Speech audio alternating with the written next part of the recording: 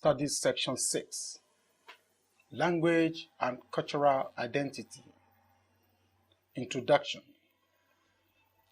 This study section is a logical continuation of the previous one. One of the premises that lead to the argument that there are different conceptual schemes by which different cultures interpret the universe is that language is a form of identity by which persons and hence a culture is constituted. The purpose of this study section is to examine the ways in which language and culture constitute a person and makes him or her cultural being. Learning outcomes for study section 6. When you have studied this section, you should be able to give an account detail of how language and the conceptual scheme enables to create an identity which differentiates one person from the other. Understand the relationship between culture and language. Describe how culture and language interact. Identify the role of language in identity formation. Cultural identity. It takes only a simple reflection to argue that if conceptual schemes determine how individuals perceive reality around them, then such a conceptual scheme must always take 3. Then such a conceptual scheme must also play a significant role in determining how such individuals perceive themselves in relation to other individuals. Cultural identity flows from the claim that a person becomes who he or she is by virtue of his or her culture and cultural relations. A culture, in this sense, thus assumes the role of an encompassing framework which gives meaning and value to the aspirations of any individual. Cultural identity. Cultural identity claims that a person achieves the fullest humanity within an accepted context of traditional symbols, judgment, values, behavior, and relationships with specific others who self-consciously think of themselves as a cultural community. Globalization is a process that has affected so many concepts and ideas that people have taken for granted. Culture is one of such concepts that have become essentially difficult to define. In fact, there are over 200 definitions of what culture is, rather than taking these definitions for granted. Let us just attempt a broad characterization of what culture is that will serve our purpose in this lecture. In this sense, you can take culture to be a socially transmitted system of thought and action consisting of language, customs, morality, types of economy and technology, art and architecture, modes of entertainment, legal systems, religion, systems of education and upbringing, and so on. Oh, here, 1998. All these are the means by which the members of a culture achieve meaning and significance in life. Relationship between culture and language. Realm of culture.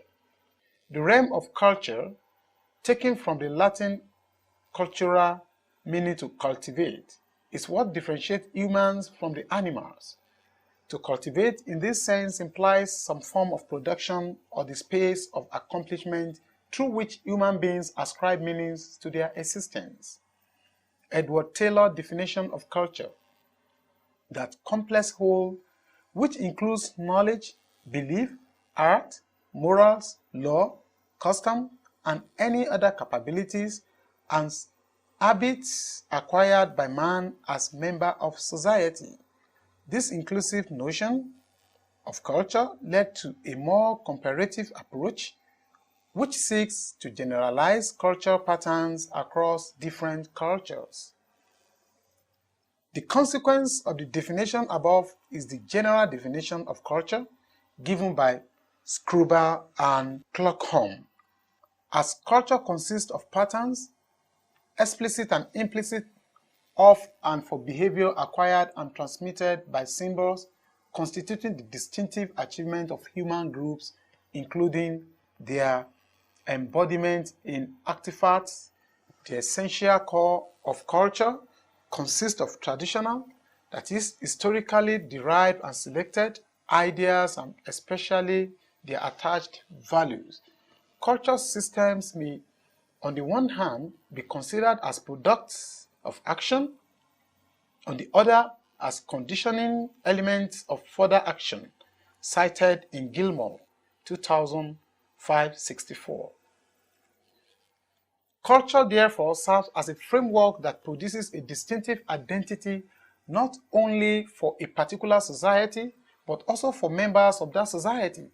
In other words, culture becomes both a product of action as well as a guide for future action for its members. Culture, in this sense, derives from a people's confrontation with their environment. It evolves from the attempt by a group of people to cultivate the means by which they can find meaning in an inclement world. What is culture? Culture serves as a framework that produces a distinctive identity not only for a particular society, but also for members of that society.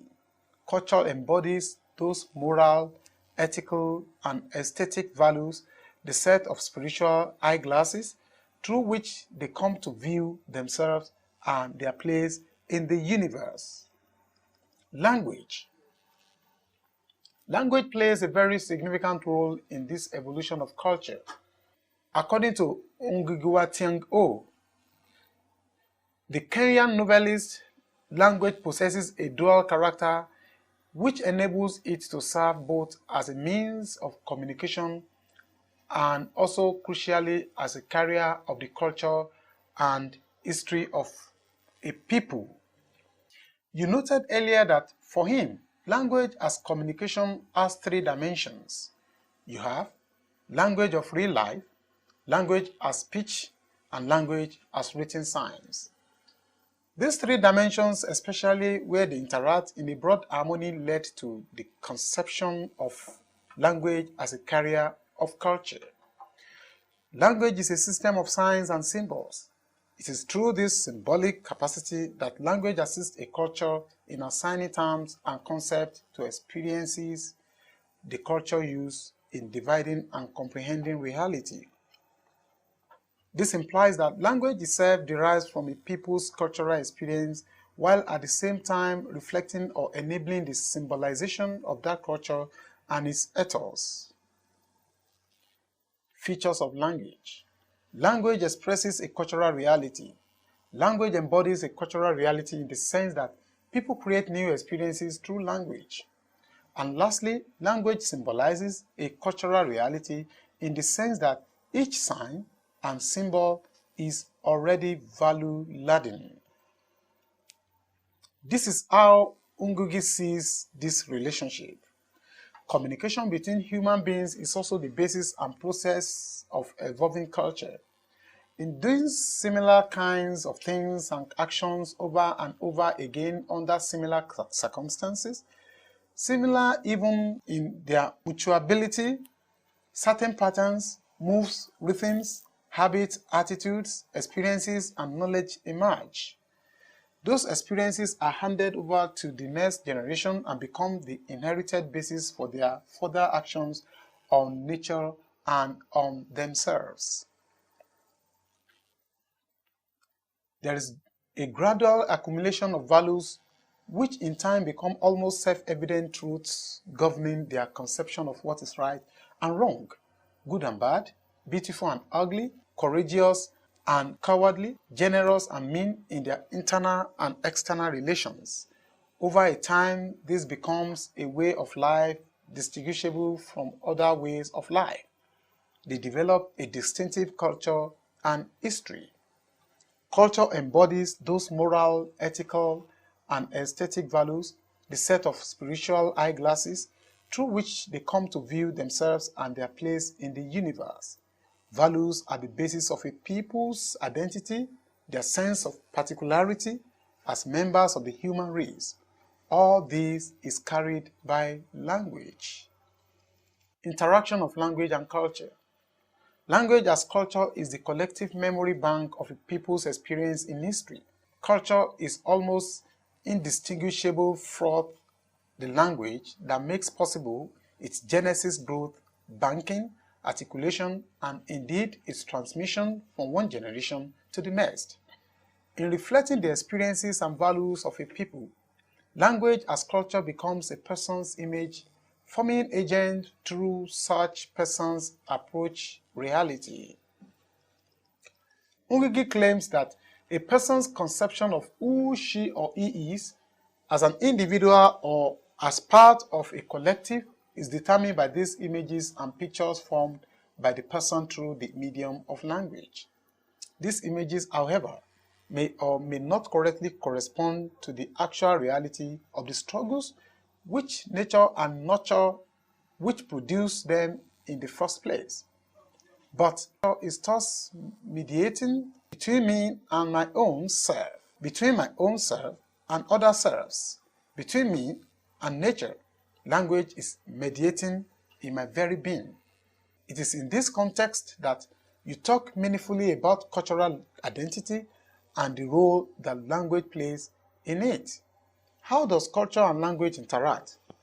Language as culture becomes a person's image, forming agent through such person's approach reality. Roles of language.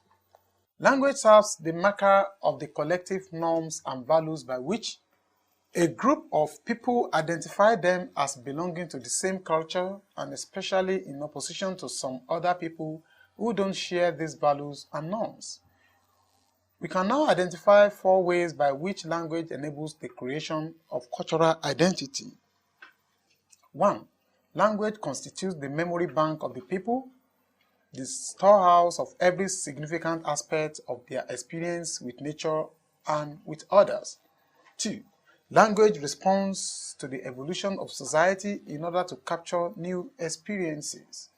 3. Language preserves a people's cultural integrity.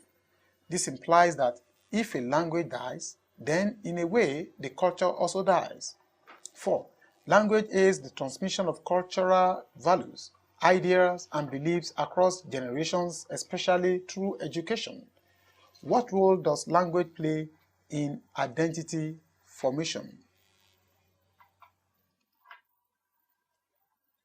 Language serves the marker of the collective norms and values by which a group of people identify themselves as belonging to the same culture, and especially in opposition to some other people who don't share these values and norms.